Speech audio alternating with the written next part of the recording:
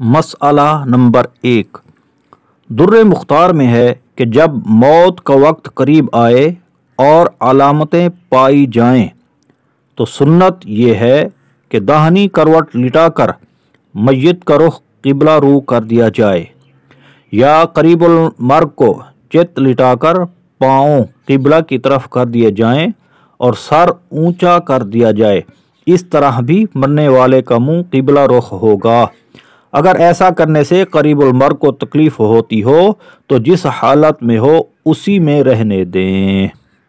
مواعظ رضویہ حصہ دوم صفحہ 36۔ صلو علی الحبیب صلی اللہ تعالی علی محمد صلی اللہ علیہ وآلہ وسلم۔